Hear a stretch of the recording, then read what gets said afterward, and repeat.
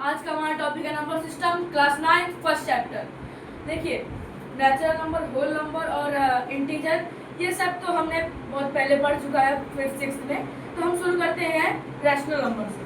ठीक है, देखिए रैशनल नंबर क्या होता है? A number in form of p upon q where q is not equal to 0। ठीक है ना?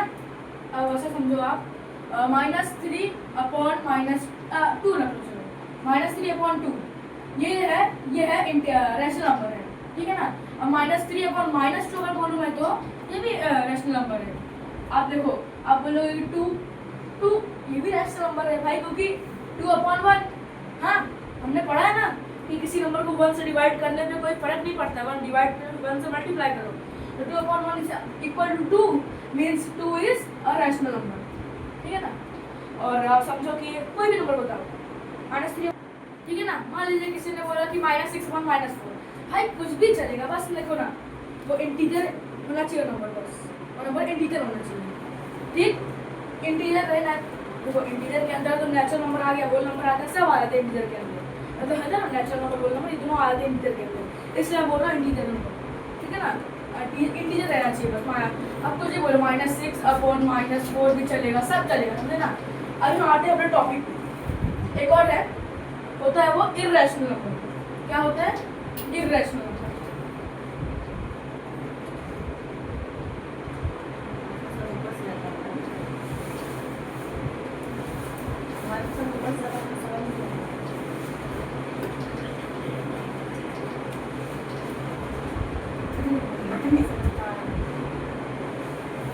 इर्रेशनल नंबर मतलब क्या? इर्रेशनल नंबर मतलब एक नंबर जो ना ही टर्मिनेट होता हो और ना ही रिपीट होता हो। जैसे कुछ रैशनल नंबर होते हैं जिनके अगर आप वैल्यू निकालेंगे तो चलते जाते हैं, जैसे कि आप रैशनल नंबर में आपने सुना होगा पाई की वैल्यू। देखिए, जो पाई है, पाई इर्रेशनल नंबर है, लेकिन पाई की वैल्यू 22/7 ये एक रैशनल नंबर है। ठीक है ना? और पाई एक इर्रेशनल नंबर है। देखिए दोस्तों, क्या हमारा टॉपिक था? इर्रेशनल नंबर, एक नंबर जो टर्मिनेट भी ना हो और रिपीट भी ना हो। जैसे कुछ नंबर होते हैं ना जिनका आंसर निकाला जाते हैं 2.4444, ये क्या होगा पता है? रिपीट हो रहा है। ठीक है ना? जब कोई नंबर रिपीट होने लगता है फिर भी वो एक रैशनल नंबर ही है, और या फिर टर्मिनेट हो जाए। ठीक, मतलब कि अगर आप वैल्यू निकालेंगे ऐसे मान लीजिए 3/2, इसका वैल्यू निकाला आएगा 1.5, तो ये टर्मिनेट हो गया, मतलब ये पूरी तरह से डिवाइड हो गया। ठीक है ना? अगर टर्मिनेट हो गया तो फिर ये क्या है? रैशनल नंबर है। अगर टर्मिनेट भी नहीं हो रहा है, रिपीट भी नहीं हो रहा है, जैसे नंबर समझो 3.1412356987 चलता जाए, चलता जाए, आगे बढ़ता जाए, कभी रिपीट भी ना हो और कभी टर्मिनेट भी ना हो, कभी खत्म भी ना हो और चलता ही जाए, मतलब चलता ही जाए, जितना आगे जाता है, रिपीट नहीं होना चाहिए बस। तो वैसे नंबर को बोलते हैं इर्रेशनल नंबर। ठीक है? अब आते हैं हम अपने टॉपिक पे। बेसिक आपको फोन आया ना, बेसिक समझना स्टेटमेंट्स, जैसे कि स्टेटमेंट समझिए, every natural number is a whole number. ठीक है ना? और every whole number is natural number, ये एक रॉन्ग स्टेटमेंट है। Every natural number is whole number, ये एक राइट स्टेटमेंट है। ऐसे every integer is a whole number कैसे हो पाएगा? होल नंबर के अंदर 0 से लेकर 1 2 3 4 आते हैं, और इंटीजर के अंदर -3 -2 ये सब भी आते हैं, यानी कि ये स्टेटमेंट गलत है।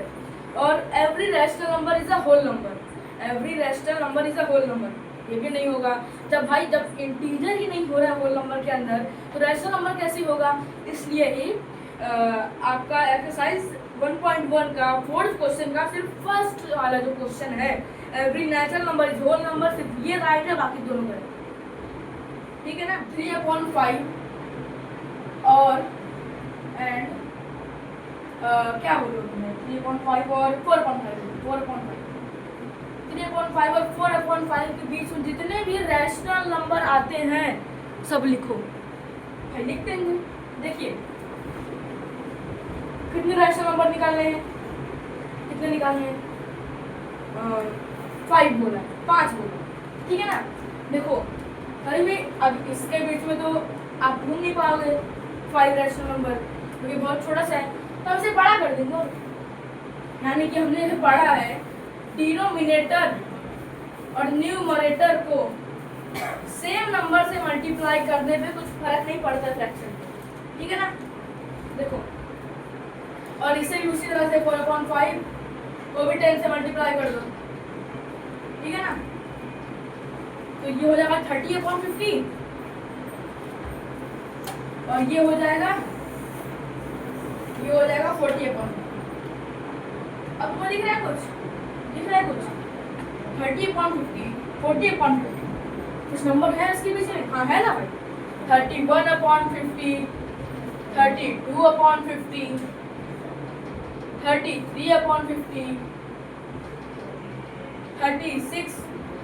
इसके बीच में कुछ भी नंबर ले लो भाई, कुछ भी ले लो, ठीक है ना। 38/5 ले लो, कुछ भी ले लो, चलो हो गया। क्लियर है? ठीक, क्लियर कर लो अभी।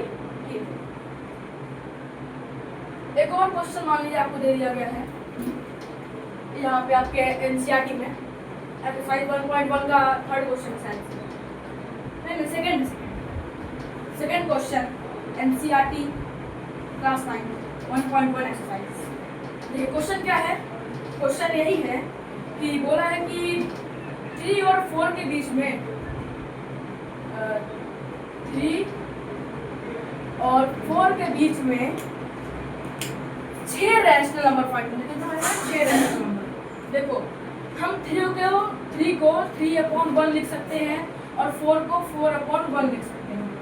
अब 3 को मल्टीप्लाई करो 10 से, 1 को मल्टीप्लाई करो 10 से, 4 को मल्टीप्लाई करो 10 से, 1 को मल्टीप्लाई करो 10 से, जो है वो लिख दो। 3 10 30, 10 10 और इधर 40, अरे 4 10 40 और अब देखो इसको फिर से लास्ट वाले क्वेश्चन भी ऐसा है वाला सिचुएशन ना। अब ये फिर से इसके लिए नंबर लिख दो 31/10 32/10 33/10 34/10 35/10। ठीक है, आसान है, आसान।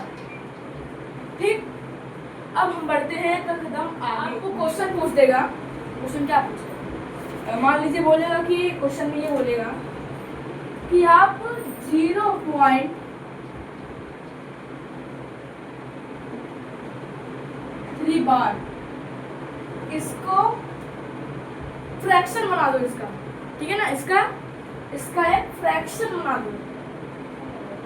सॉल्व करें 0.3 को फ्रैक्शन बना दो, फ्रैक्शन क्या, फ्रैक्शन बना दो, ठीक है। ठीक, चलो देखो क्वेश्चन क्या बोला है, 0.3 बार इसे हमें फ्रैक्शन के फॉर्म में करना है। फ्रैक्शन फॉर्म में आराम से हो जाएगा। क्यों हो जाएगा? क्योंकि ये रैशनल नंबर है। रैशनल नंबर क्यों है? क्योंकि रिपीट हो रहा है, पढ़ा है ना, रिपीट हो रहा है तो कोई नंबर रैशनल नंबर है, ठीक है। Late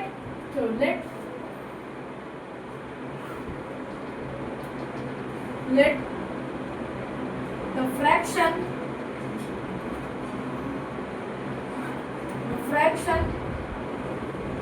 will be x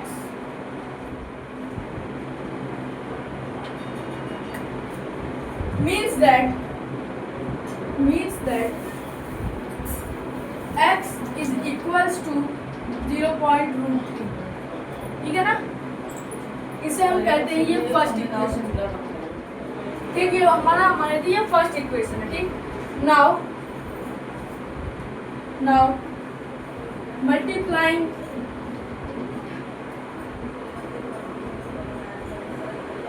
both side by 10, यानी कि x multiply by 10 is equals to 0.3 bar multiply by 10।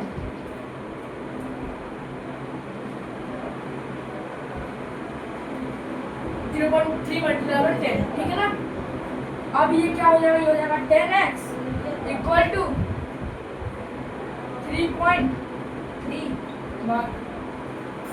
ठीक, समझ में आ रहा है ना, समझते रहे। अब हम इसे नाम दे देते हैं सेकेंड इक्वेशन।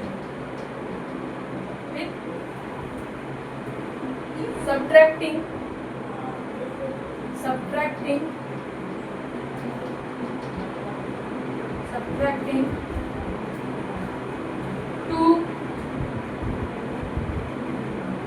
2/1। ठीक, अब देखो 10x माइनस x, ठीक, is equals to 3.3 bar minus 0.3 bar.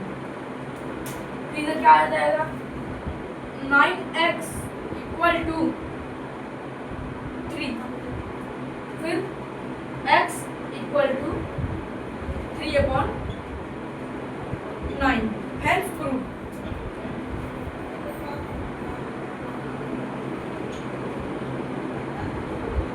x equal to 3/9, यही इस क्वेश्चन का आंसर है। समझ में आया ना क्या तरीका इस्तेमाल किया। पहले हमने मान लिया कि जो फ्रैक्शन होगा वो x होगा। ठीक, x यानी कि अगर फ्रैक्शन x होगा और 0.3 का फ्रैक्शन होगा तो फ्रैक्शन इसको बराबर भी होगा, वही हमने लिख दिया और हमने मान लिया कि फर्स्ट इक्वेशन है। फिर हमने इन दोनों को 10 से मल्टीप्लाई किया, ये होगा 10x और ये देखो क्या है, इसका मतलब क्या, 0 बार का मतलब क्या होता है, 0.33333 ऐसा इन्फिनिटी आएगा। ठीक है ना, उसी को हमने इसमें से 3 बार निकाला 10 से मल्टीप्लाई करने पर 10x इक्वल टू 3.3 के ऊपर बार।